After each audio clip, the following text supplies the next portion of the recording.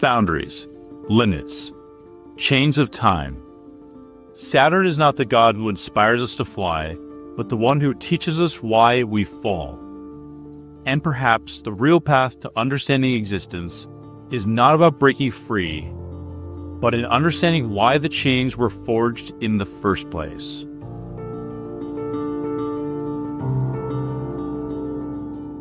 There are gods who offer us light. Apollo, the radiant god of reason and the arts. Hermes, the messenger who traverses the worlds of the living and the dead.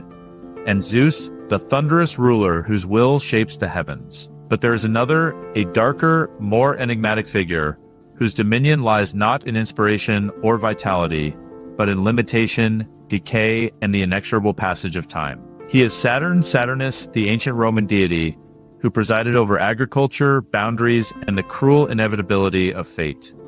To invoke Saturn is to confront the shadow of existence, the boundary beyond which even the gods dare not tread. He is Kronos to the Greeks, the devourer of his children, whose reign was marked by both primordial abundance and the iron grip of tyranny. His festival, Saturnalia, was a brief moment when social order was inverted, slaves ruled over masters, and the rigid boundaries of society dissolved into chaos, a fleeting taste of the lost golden age that Saturn had once presided over before being dethroned by Zeus. The dichotomy of Saturn reveals itself in his very etymology. His name possibly derives from the Latin satis, or sowing, connecting him to agricultural abundance and fertility. Yet this same deity became associated with limitation, restriction, and death. This paradox lies at the heart of Saturn's power. He is simultaneously the bountiful provider and the ruthless taskmaster, the source of life and its inevitable end. Saturn's position in the ancient mind was liminal, dwelling at the boundary between cosmic order and primordial chaos. He represented the furthest visible planet in the pre-telescopic era, marking the threshold between the known cosmos and the mysterious beyond. This astronomical reality reinforced his mythological role as a boundary keeper, the divine entity who stood at the edge of comprehension and defined the limits of human experience. What makes Saturn's narrative so compelling is the universality of the forces he embodies.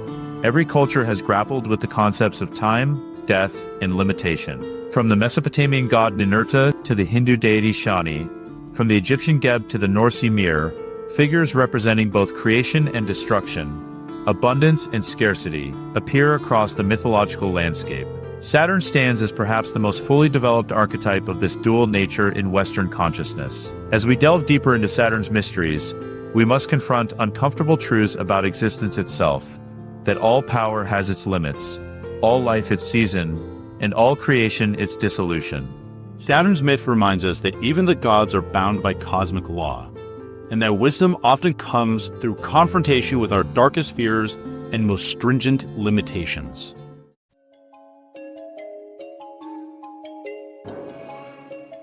In the pantheon of Roman deities, Saturn occupied a position of ancient reverence and profound ambivalence. The Romans recognized him as a god of agriculture, liberation, and time. His origins likely predate Rome itself, reaching back to Etruscan influences and indigenous Italian religious practices. Archaeological evidence suggests his cult was established in Rome by at least the 6th century BCE, making it one of the oldest continuous religious institutions in the ancient city. Saturn's temple stood at the foot of the Capitoline Hill in the Roman Forum, a central position that underscored his importance to Roman religious and civic life. Notably, this temple housed the Roman state treasury, Arium Saturni, directly connecting Saturn to wealth and economic prosperity. The association was not merely symbolic. Saturn, as an agricultural deity, represented the fundamental source of Roman wealth in an agrarian society. The remaining columns of this temple still stand today, silent witnesses to Saturn's enduring presence in Western civilization. The agricultural essence of Saturn manifested in his epithets and associations.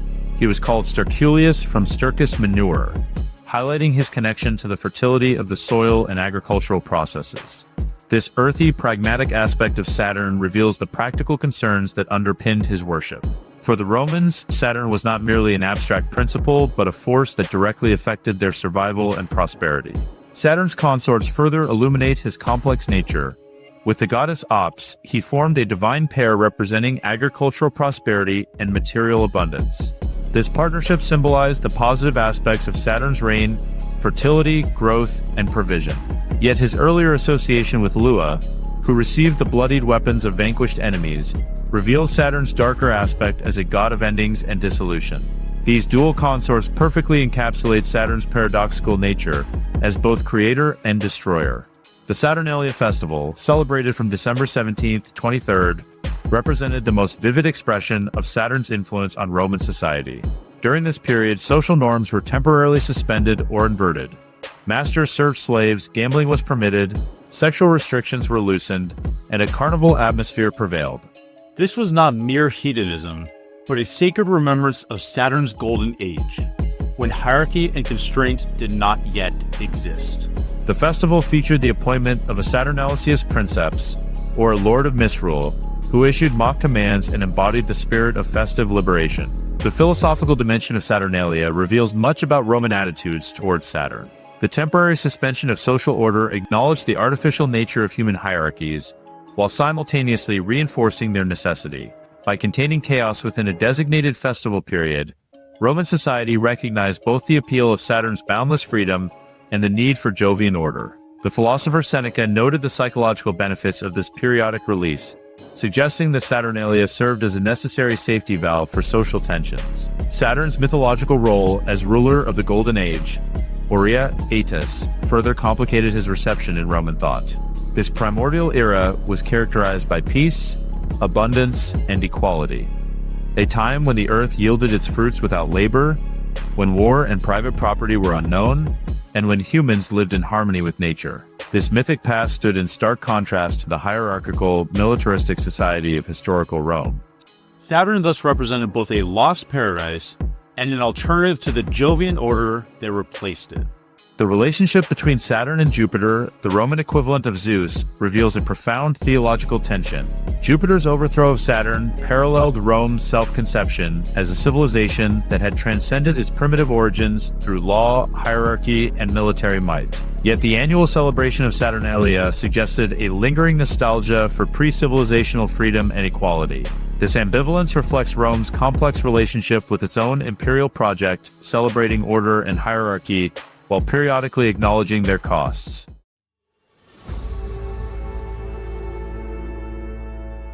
The Greek Kronos presents an even more primal and unsettling figure than his Roman counterpart. While sharing certain agricultural associations, Kronos embodied a more explicitly primordial and violent energy within the Greek mythic imagination. In Hesiod's Theogony, our primary source for Greek cosmogony, Kronos emerges as the youngest and most terrible of the Titans, children of Gaia, Earth, and Uranus, Sky. The castration by Uranus by Kronos represents one of the most psychologically charged episodes in Greek mythology.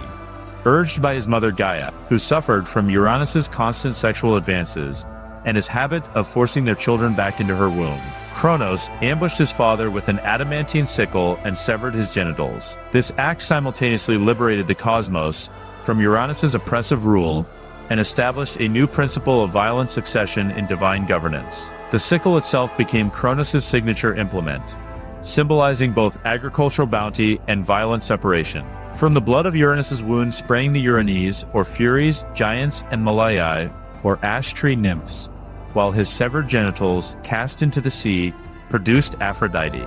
This proliferation of new divine beings through an act of violence established Kronos as both a destroyer and, indirectly, a creator. The castration myth also introduces a central theme in Saturn-Kronos symbolism: the severing of connection between generations and the establishment of boundaries where none previously existed.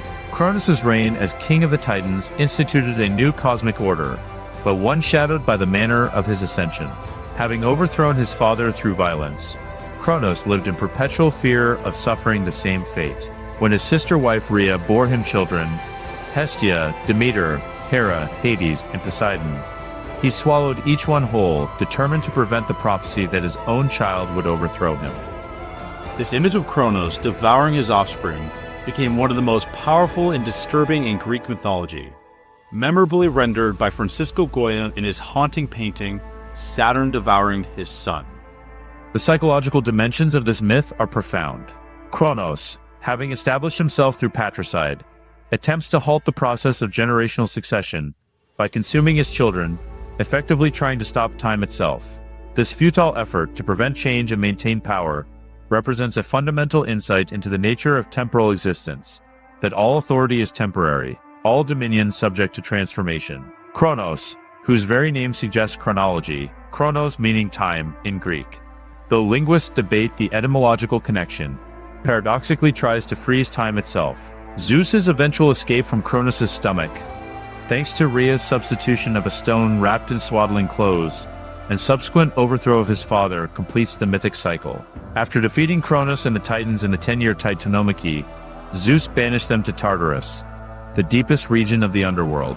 However, alternative traditions suggest that Kronos was instead exiled to rule over the Isles of the Blessed, a paradise reserved for heroic souls, suggesting a more complex fate than simple defeat. In Platonic and Neoplatonic thought, Kronos assumed profound metaphysical significance. In Plato's Cratylus, Socrates suggests that Kronos represents pure intellect or nous and divine reason. Later Neoplatonists like Plotinus and Proclus developed this interpretation, positioning Kronos as the demiurgic intellect that mediates between the absolute unity of the one and the multiplicity of manifestation.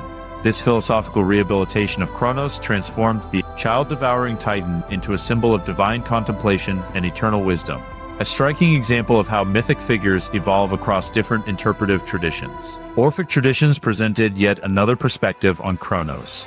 In Orphic cosmogony, Kronos emerges from Phanes, the primordial creator, and produces aether and chaos from his own essence. This version emphasizes Kronos' creative rather than destructive aspects, positioning him as a generative force in cosmic evolution. The Orphics also connected Kronos to the concept of kairos, opportune moment, as well as chronos, or sequential time, suggesting a more nuanced temporal symbolism. The Greek Kronos thus contained multitudes. He is the violent usurper, the paranoid tyrant, the contemplative intellect, and the guardian of paradise. His ambivalence reflects Greek attitudes toward time itself, as both the medium of life and its inevitable termination. Kronos' dual nature as agricultural deity and child devourer perfectly captures the ancient understanding that growth and decay are inseparable aspects of temporal existence.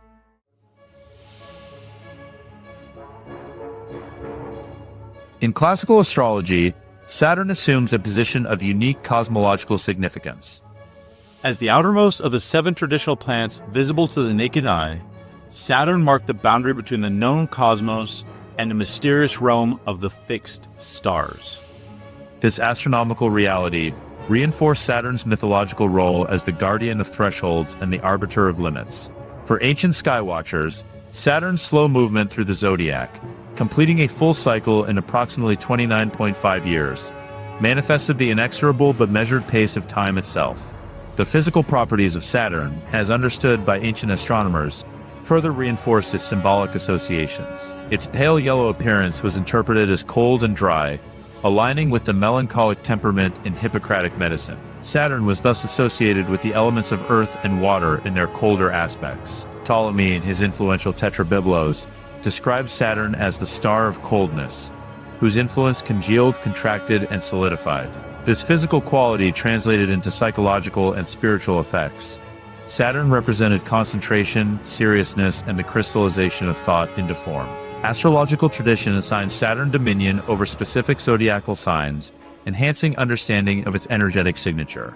Saturn rules Capricorn, symbolizing disciplined ascent toward worldly achievement, and Aquarius, representing structured innovation and the boundaries of social organization. Both signs reflect Saturn's dual nature as both constricting Capricorn and reforming Aquarius. In Libra, Saturn finds its exaltation, suggesting that Saturn's limiting function finds its highest expression in the creation of balance, proportion, and justice.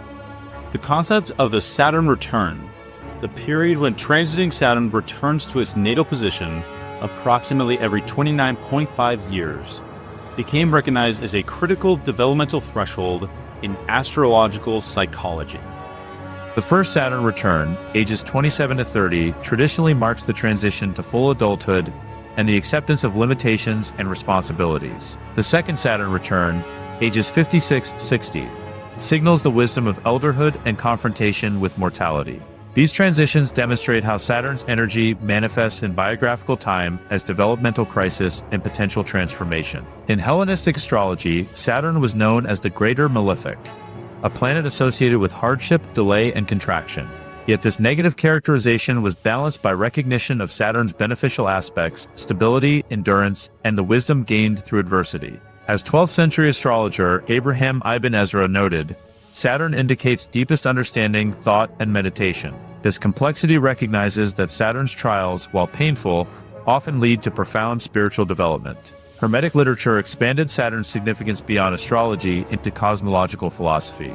In the Corpus Hermeticum, a collection of Greek texts attributed to the legendary Hermes Trismegistus, the 7 planets represent stages in the soul's descent into materiality and subsequent ascent to divine consciousness. Saturn, as the outermost planet, was the first sphere encountered by the soul descending into incarnation, and the last challenge faced before returning to the divine pleroma.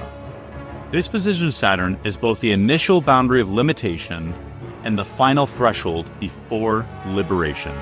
The Hermetic doctrine of correspondences linked Saturn to numerous terrestrial and metaphysical qualities. Saturn governed lead among metals, onyx and obsidian among stone, cypress and yew among trees, and creatures associated with darkness or solitude such as ravens, owls, and serpents. Saturn's day was Saturday, his number 3, and his geometric form the hexagon.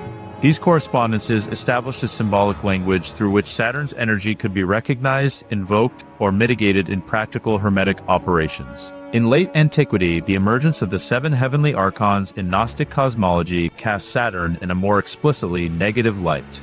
As ruler of the outermost celestial sphere, Saturn became associated with the demiurge or Yaldabaoth, the creator god who imprisoned divine sparks within material bodies. This Gnostic interpretation emphasized Saturn's restrictive function while divorcing it from his beneficial aspects. The Gnostic perspective interpreted Saturn's limitations not as necessary boundaries, but as illegitimate constraints on spiritual freedom. Medieval Arabic astrologers developed a more nuanced understanding of Saturn, recognizing both its challenges and gifts.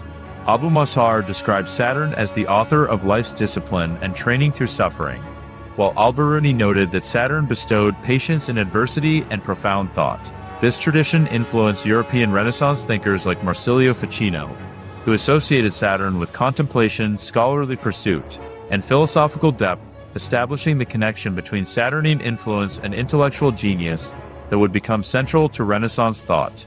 In Heinrich Cornelius Agrippa's 3 books of occult philosophy, Saturn governs solitude, secret wisdom, hidden treasures, and the mysteries of time and death. Agrippa detailed Saturn's correspondences across the natural, celestial, and intellectual worlds, providing a comprehensive framework for understanding and working with Saturnine energy in ceremonial magic. This systematic approach positions Saturn as a complex but necessary force within the hierarchical cosmos of Renaissance Hermetic philosophy. Saturn, as we've seen, is more than a cosmic boundary or a symbol of limitation. He is the key that unlocks transformation. From the alchemical dissolution of lead into gold, to Kabbalistic Bina shaping the cosmos through divine understanding, and even the shadow confrontations of occult tradition, Saturn challenges us to confront the depths to ascend toward light. What's Saturn's greatest lesson? That within every boundary lies the potential for transcendence. As we close this exploration of Saturn's mysteries, I leave you with a question. Are you ready to embrace the limits that shape your journey and discover the gold within? Stay tuned, because this journey is far from over.